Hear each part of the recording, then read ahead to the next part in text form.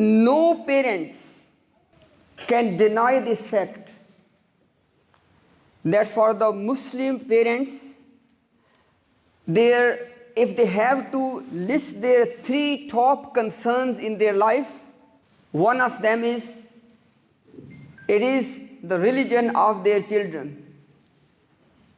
That would they stay on the path after we leave this dunya? Would Al-Islam survive in my progeny? This is one of the top concerns of all Muslim parents. And I am also one of those parents. Inshallah, I will speak from a practical angle, not just from an academic angle. So, just for the sake of simplicity, I will address 4 scenarios. First scenario is where parents, they did not understand and realize the importance of them being parents and them being responsible for the tarbiyah, for the mentorship, for the education of their children. And now they have this feeling that now things are out of my hand. Now my children have taken their path, I can't do anything about that. So I first want to address this scenario. Dear parents,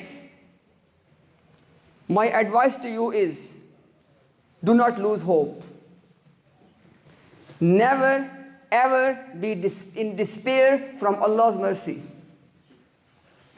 No matter how disappointed shaitan is trying to make you from your children, don't give up. There is a road map for you to work. I want to mention 4 points in the road map for this category of parents. Number 1, make sincere, genuine tawbah. That, oh Allah, this was my responsibility. I committed negligence. I seek your forgiveness and I want you to correct my affairs. Step number 2, make a lot of dua for your children. No matter how far they have gone, make sincere dua with full hope and trust in Allah, and Allah has the power to bring them back. And number 3, understand this point. Tarbiyah of our children is actually our own tarbiyah. What I mean by this?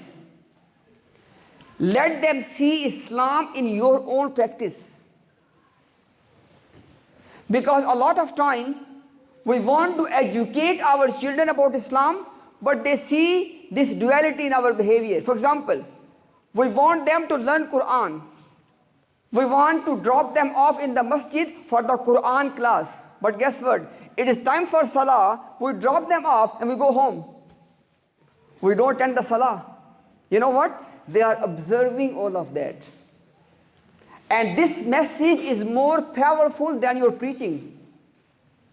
So let them see in your life that for my parents, Islam was number 1 priority. For my parents, salah was a pillar in their life. Let them see this. And last but not the least, seek forgiveness from your children. Don't let your ego come between you and your children. If you realize that you are the one who did not fulfill the responsibility, there's no problem. Why not? Acknowledge your fault. Sit with them and speak your heart. That look, I'm a human being. I had responsibility. I have committed negligence. I seek Allah for you forgive me as well. Because there is no problem in our children seeing us as sinful. If we are sinful, acknowledge it. So, I want to emphasize one thing before I move on to second category of parents. Do not worry too much regarding these children to teach them religion. Don't worry too much. You should worry to have a bonding of love between you and these children. Start working on creating a bonding between you and them if it was not done in the past. You know why? Because if you have bonding, if you have a genuine love and respect between you and your children, no matter how far they go, they'll come back. I am saying all of that in the light of studies and researches done on this subject. I'm trying to summarize all of that in these few minutes. And when it comes to bonding, please understand two principles. If you hold on to these two principles, you can develop bonding with any human being. Number one, love. Give them your unconditional love.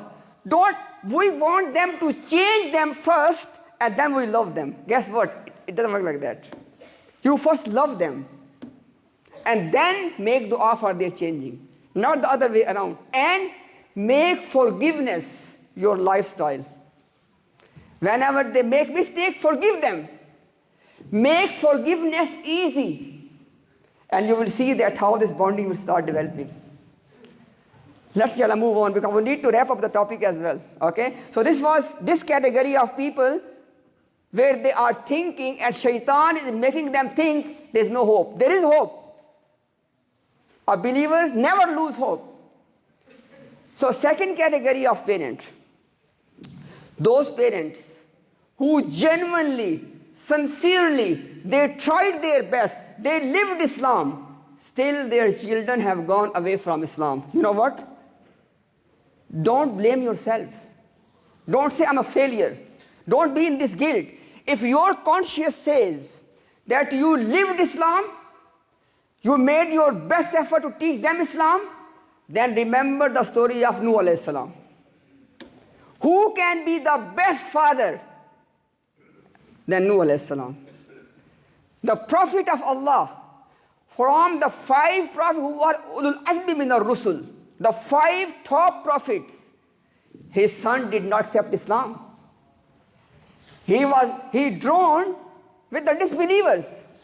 Can we say Nuh alayhi salam was a failure, ma'azallah? Never. So don't live in this guilt. If you have done your part, your kids are responsible in Allah's court. It's not your job anymore. If you have done your job. And have you done your job? Your conscience can tell you. Nobody else can tell you. No mufti can tell you. It is your conscience that can tell you. Third category of parents. Obviously, some of them will be overlapping, okay? So, third category of parents. Those parents, they understand Islam, they're trying to live by Islam, and their kids also understand Islam, and they also try to live by Islam. And by the way, a lot of our second generation, they fall in this one. They're trying to live by Islam. You know what happens sometimes?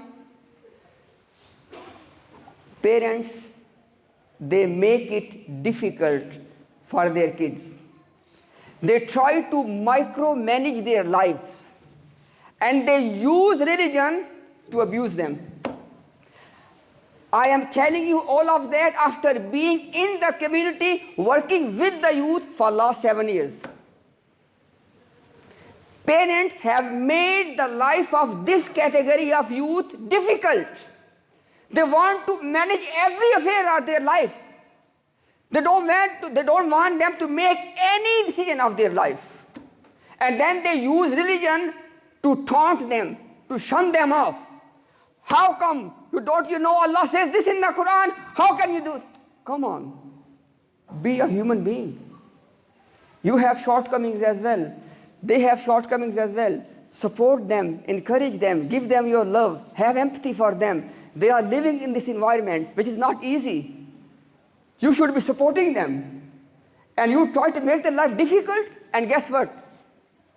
A vast majority of youth who leaves religion, they fall in this category, where their parents were abusing religion to control them, number one, and number two, their parents, they themselves have shortcomings, but they want it from their children to be perfect. Live Islam 100%. Are you living? Come on. So this is third category. Fourth category is where parents, they have no concern. Let them enjoy their life. What do you mean? Kullukum ra'in wa kullukum mas'ulun an ra'iyatihi. This is a hadith.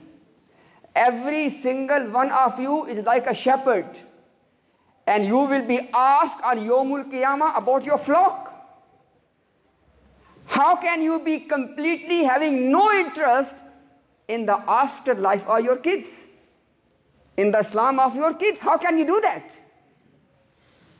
So this was I just tried to put all of these things in the categories to make it simple for us to understand. Inshallah, in next part of the khutbah, I want to say just a couple of more things which can, because this was just a problem, okay? Now, inshallah, I want to give, with the best of my understanding, few practical points which we can all implement and we can all try to make situation better. May Allah subhanahu wa ta'ala make all of us His true, grateful servants.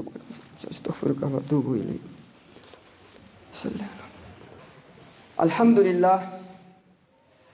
Alhamdulillah wa salatu wa salamu ala rasulillahi amma ba'd. My dear parents, today's youth, especially those living in the West, they have two complaints. They say, no one understands me. Number one. And number two, they don't feel acceptance. Now, with regard to the point of acceptance, because from our side, from the parent side, our acceptance is conditional. We want them to have a certain behavior and then we'll accept them. But guess what? The outer world, the society is accepting them as it is. Understand the problem, please. I wish I can emphasize this point. I want my son, my daughter to be a certain way, and then I will accept them as my son and my daughter. And guess what? Their friends, the society is accepting them and taking them in as it is. Just imagine, if your acceptability is conditional and they are receiving acceptability outside anyways, why would they come to you? Slowly, gradually, you start losing them. Please, brothers, inshallah, if you can move forward so inshallah people can fit at the back. May Allah have mercy on all of us. Please move forward, brothers. There are people, inshallah, they can fit at the back. Jazakumullahu khair. So, this is one thing. Now, I want to request all parents, please, look, I am a parent, I am also a parent, okay? I'm not just saying this thing, I'm speaking my heart, okay? Please, most of our kids, they did not make a choice to come in this country. We made a choice for them. Now, if things are getting difficult for them, we should be supporting them. Have empathy for them. Feel their pain. It's not easy for them. Please feel their pain. Don't just try to shun them off. If they approach you, try to create communication with them. Love them. Have genuine love for them. Develop this bonding. And that is the only path you can bring them on religion back. Otherwise, it's a lost cause. And last, inshallah, I don't want to think our youth that it's all about parents, they have to do everything. No. My dear youth, if you are thinking of living a happy life, I have something to tell you. Without giving value to your relationships, especially to your parents, your dream of happiness can never be fulfilled. No matter what career you achieve, no matter what job you have acquired, you will always live a miserable life, unfortunately, if you mistreat your parents. So there is a lot to do for you as well. Because at the end of the day, every human endeavor is for what? For happiness. Other things are means. To be happy is the end. And happiness will always be a dream that can never come true if we do not value our parents. Second point and last point. My dear youth, don't forget, one day you will be parents. And you will pay the price. If your parents are in pain because of you, tomorrow you will have to bear the same pain because of your children. This is how this world works. So when you are respecting and valuing your parents, wallahi, you are doing a favor to yourself.